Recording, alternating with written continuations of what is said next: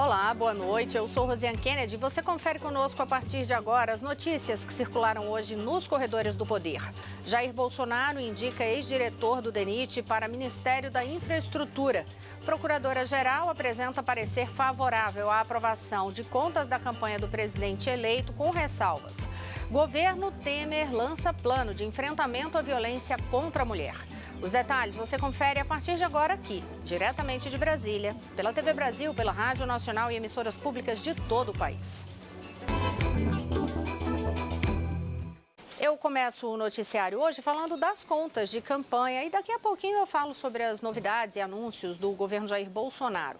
Mas bem, sobre as contas de campanha, em parecer encaminhado ao Tribunal Superior Eleitoral, a Procuradora-Geral Eleitoral, Raquel Dodge, opinou pela aprovação com ressalvas das contas de campanha da chapa composta por Jair Bolsonaro, do PSL, e Hamilton Mourão, do PRTB, às eleições presidenciais deste ano. No documento, a Procuradora destaca que foram constatadas irregularidades no valor de R$ 171 mil, o que representa 3,9% do total arrecadado. No entanto, conforme frisou o parecer da Assessoria de Exames de Contas Eleitorais e Partidárias do TSE, essas inconsistências registradas não comprometem a prestação de contas. A chapa de Bolsonaro informou ao TSE ter arrecadado R$ 4.390.000 e declarou ter gasto R$ 2.456.000. Na manifestação, a procuradora Raquel Dodge discriminou todas as impropriedades mencionadas pelo TSE, frisando, no entanto, a boa-fé dos requerentes. Afirmou, assim, houve preservação do princípio da transparência e do controle social quanto à identificação dos doadores, bem como da possibilidade de divulgação dos dados da doação, de modo que a irregularidade apontada pela unidade técnica do TSE, a CEPA, é de natureza formal e não compromete a confiabilidade das contas prestadas. O julgamento da prestação de contas de Bolsonaro no plenário do TSE está previsto para o dia 4 de dezembro. A análise da movimentação financeira da campanha é uma etapa essencial para que a diplomação ocorra, o que está programado para o dia 10 de dezembro. O parecer da PGE foi juntado ao processo da análise de contas da campanha na noite dessa segunda-feira.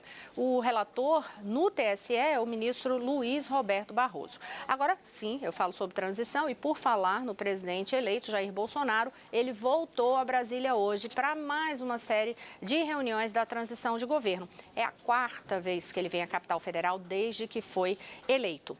Jair Bolsonaro chegou no início da manhã de hoje na base aérea. Na comitiva estavam, por exemplo, Paulo Guedes, que vai ser o ministro da Economia, e o filho de Bolsonaro, Flávio Bolsonaro. Ele foi recebido pelo general Augusto Heleno, que será o ministro do Gabinete de Segurança Institucional da Presidência da República. E ao longo do dia, Bolsonaro teve uma agenda de encontros com várias autoridades. O presidente eleito chegou lá no CCBB por volta das 10 horas, lá no Centro Cultural Banco do Brasil, onde funciona o gabinete de transição. E aí não deu declarações ali pela manhã. Passou a maior parte da manhã se revezando em reuniões com a equipe de técnicos e ministros já confirmados. Também recebeu o embaixador do Peru, Vicente Rojas. E no final da tarde, aí por meio da conta no Twitter, Jair Bolsonaro confirmou mais um ministro de seu governo. Foi a indicação, desta vez, ele anunciou Tarcísio Gomes de Freitas para o Ministério da Infraestrutura. Bolsonaro informou que Tarcísio Gomes de Freitas é formado pelo Instituto Militar de Engenharia, consultor legislativo da Câmara Federal e ex-diretor do DENIT. Tarcísio Gomes concedeu uma entrevista também agora no final da tarde, falou sobre a abrangência que vai ter esse Ministério da Infraestrutura, que terá ali sob sua gestão áreas, por exemplo, de aviação, portos e transportes. Falou de PPIs, transportes terrestres. Falou de PPIs, enfim, falou de outros temas. E o presidente eleito Jair Bolsonaro espera concluir nos próximos dias as indicações de sua equipe ministerial. A expectativa, por exemplo, é de junção de algumas pastas, como um Ministério do Desenvolvimento Regional, que reuniria as atividades da integração nacional e das cidades. Uma pasta também que seria da cidadania, com áreas sociais, com áreas que ligam minorias. Bolsonaro falou sobre essa composição de equipe numa entrevista que ele concedeu agora há pouco. Confira. Talvez amanhã saia do meio ambiente, com toda certeza. Falei um contato hoje à noite, tem duas pessoas que estamos conversando, e com toda certeza sai amanhã esse nome para o meio ambiente. O desenho está praticamente concluído.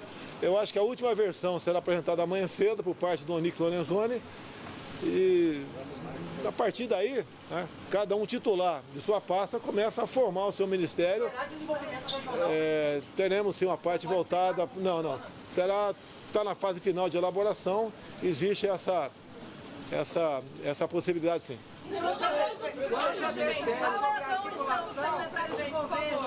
A articulação política já está decidida quem é, tem muita boataria, muita notícia que é meio fake.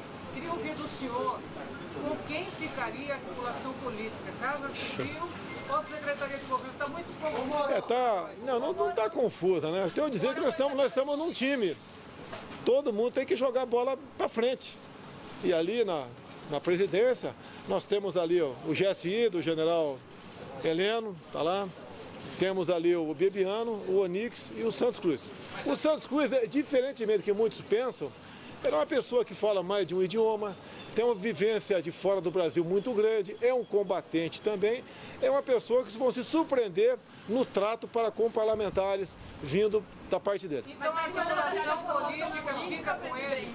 Olha, o Onyx está no rascunho final, montando ali um grupo de ex-parlamentares para agir nessa área, ou seja, o contato diretamente com o parlamento.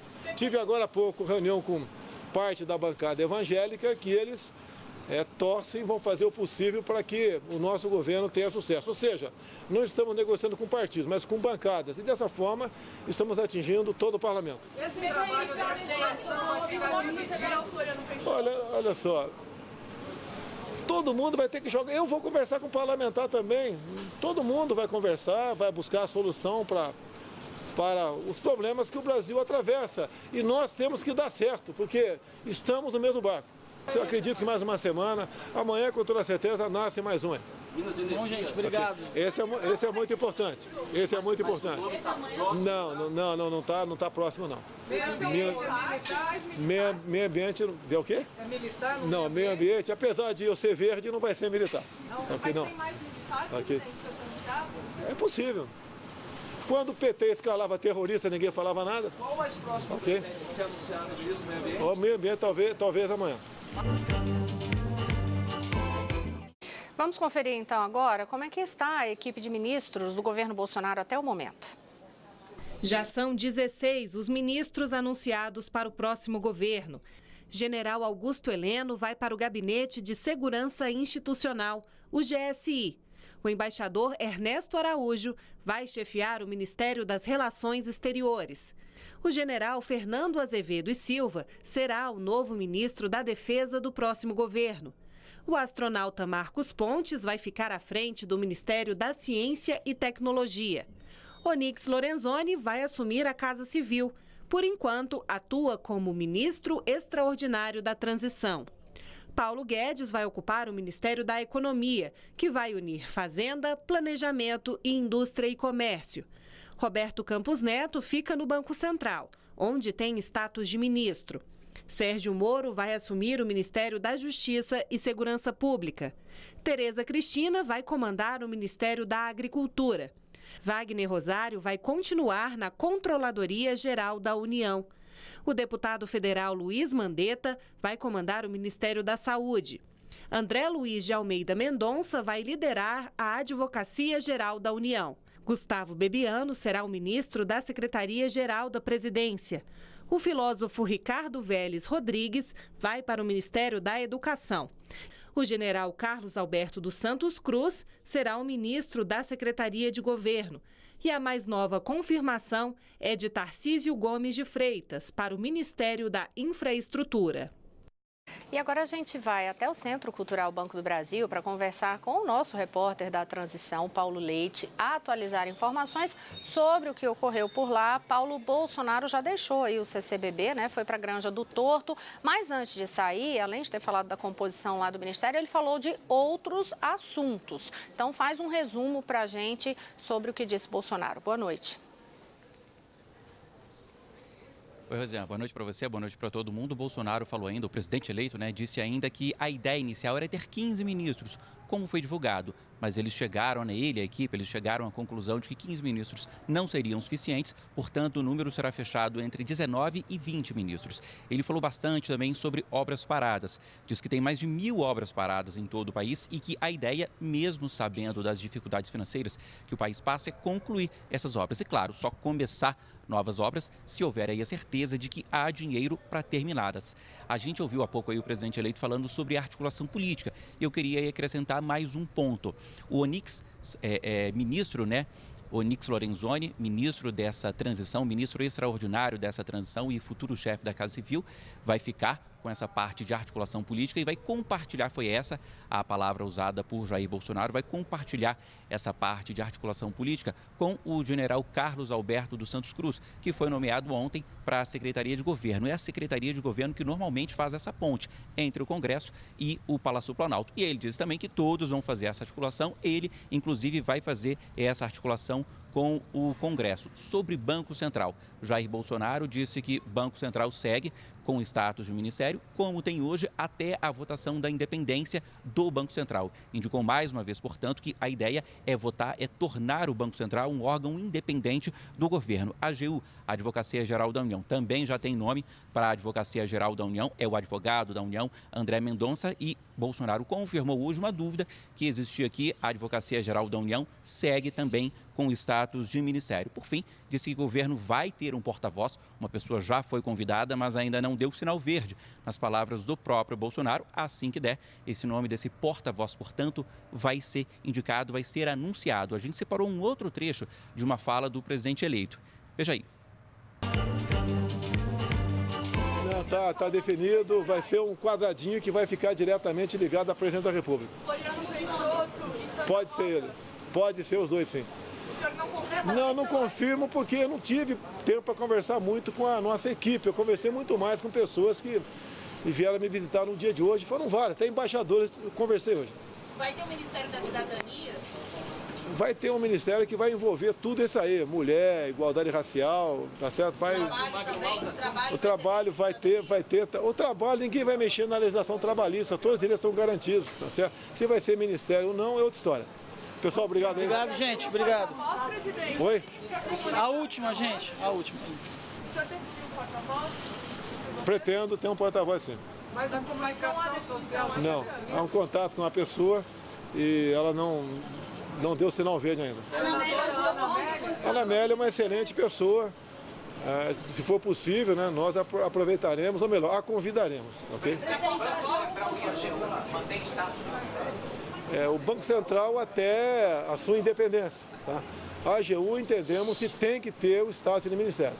Então, onde nós nos perdemos um pouquinho, né, queríamos 15 ministérios e alguns, por questão de funcionalidade, nós tivemos que manter o status de ministério. E reajuste dos ministros do Supremo, o que o senhor acha? A pergunta é para o Temer, pô.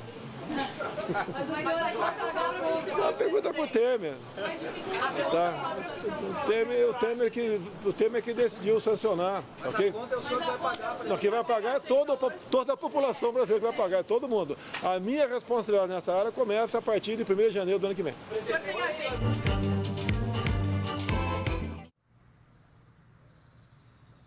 Bom, nesse finalzinho aí, da entrevista, o presidente eleito Jair Bolsonaro falou do reajuste do Judiciário. Um reajuste aprovado pelo Congresso Nacional e sancionado ontem pelo presidente da República, Michel Temer, um reajuste de 16,38% para os ministros do Supremo Tribunal Federal. Para os ministros do Supremo Tribunal Federal, o salário passa aí de R$ 33 mil para R$ 39 mil por mês, mas acaba abarcando todo o Poder Judiciário, o Ministério Público, as defensorias públicas e também o Tribunal de Contas da União. Um efeito cascata, por exemplo, que pode chegar aí a 4 bilhões de reais por ano, segundo um estudo do Congresso Nacional. É com você, Rosiane.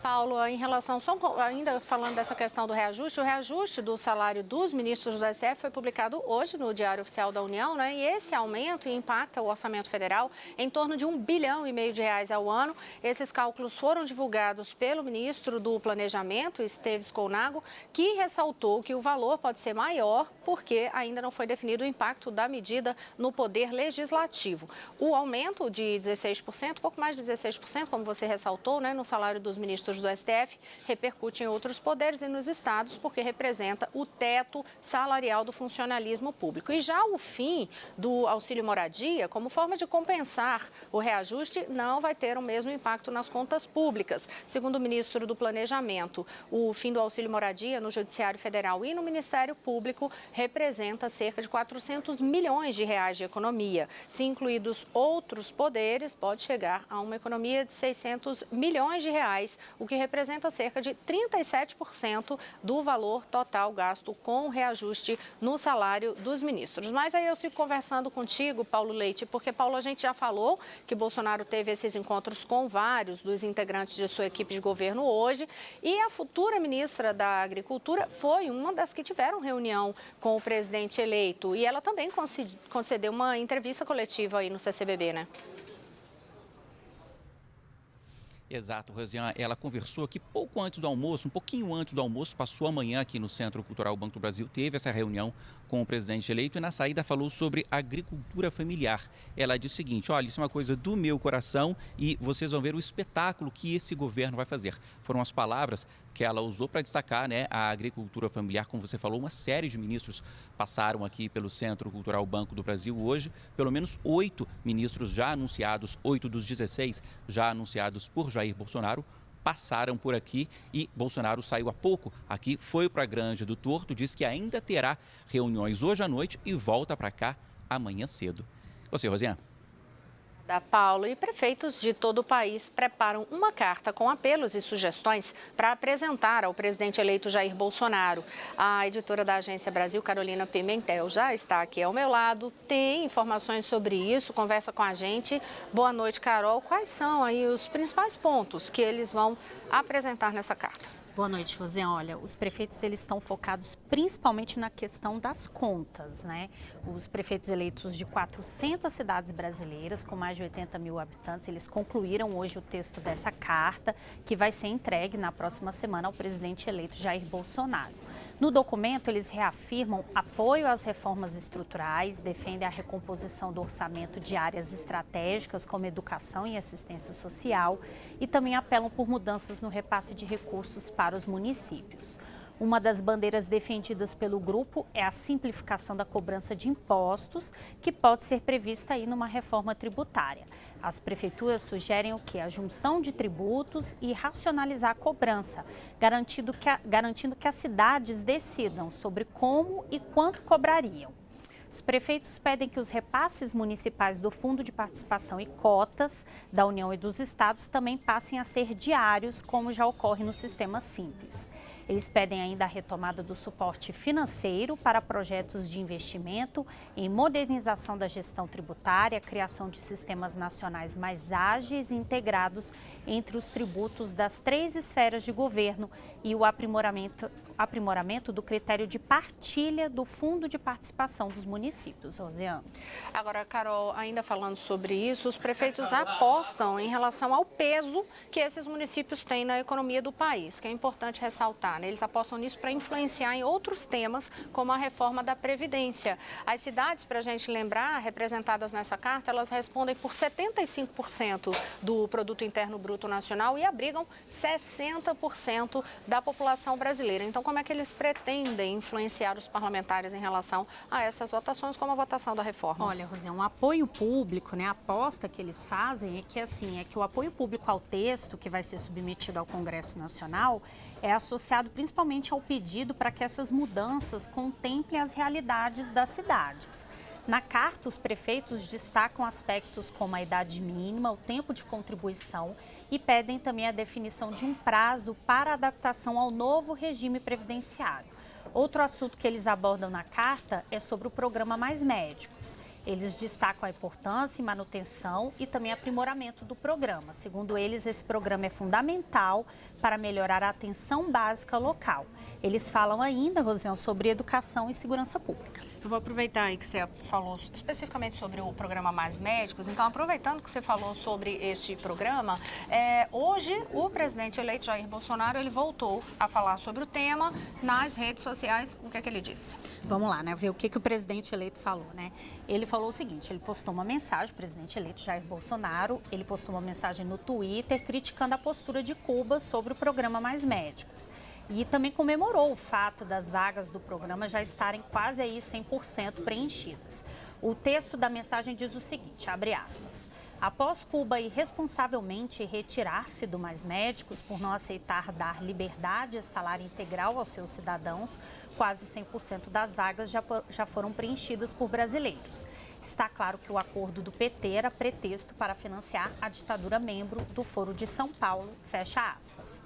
Aí, em uma outra mensagem, o presidente eleito também avaliou, vamos lá, né, segundo o texto dele, abre aspas, que há outros acordos suspeitos, claramente inviáveis, que reforçam a ideia de que nosso país estava disfarçadamente servindo de fonte de renda de partidos alinhados ideologicamente na América Latina, com nossa soberania dando lugar a uma verdadeira submissão ideológica. Não mais, fecha aspas.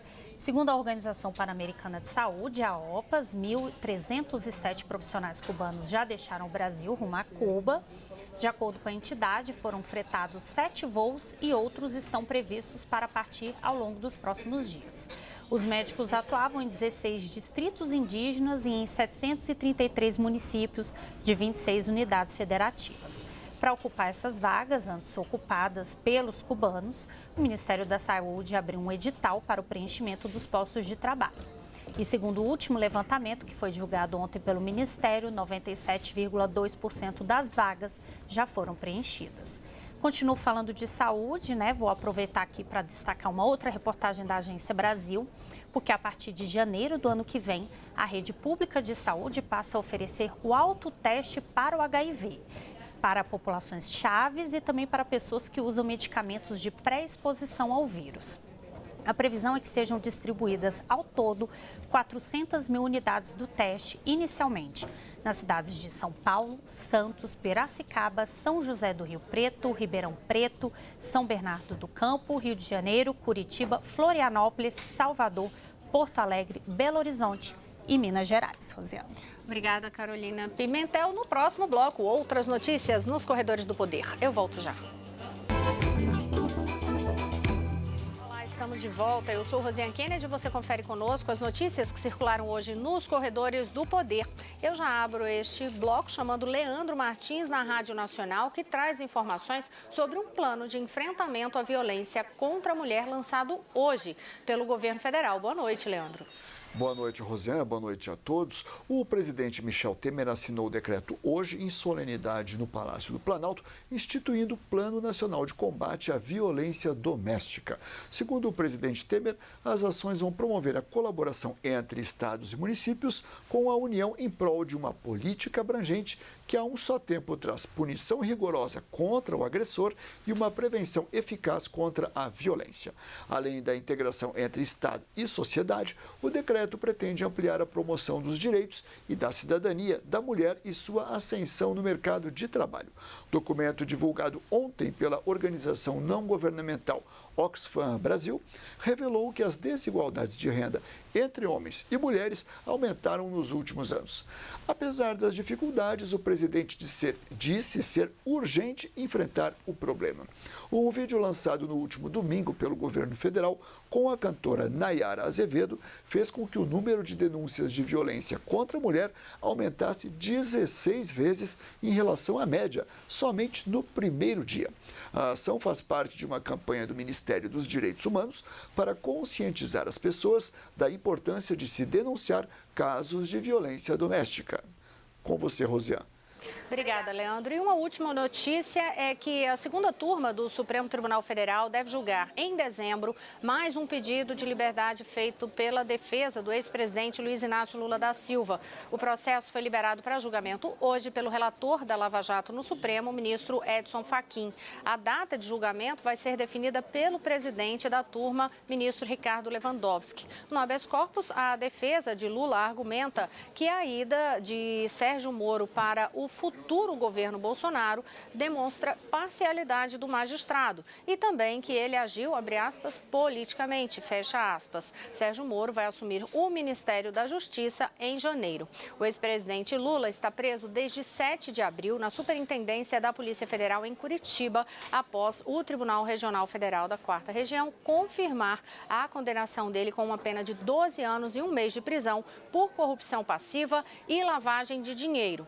Sérgio Moro nega qualquer irregularidade em sua conduta. Segundo ele, a decisão de integrar o governo eleito ocorreu só depois das medidas tomadas por ele na operação, como o julgamento do ex-presidente Lula. Lembrando que Lula não foi julgado só pelo juiz Sérgio Moro, ele foi julgado e condenado na 2ª instância por unanimidade lá no tribunal em Porto Alegre. A gente encerra o noticiário por aqui e te espera amanhã. Uma boa noite a todos. Até lá.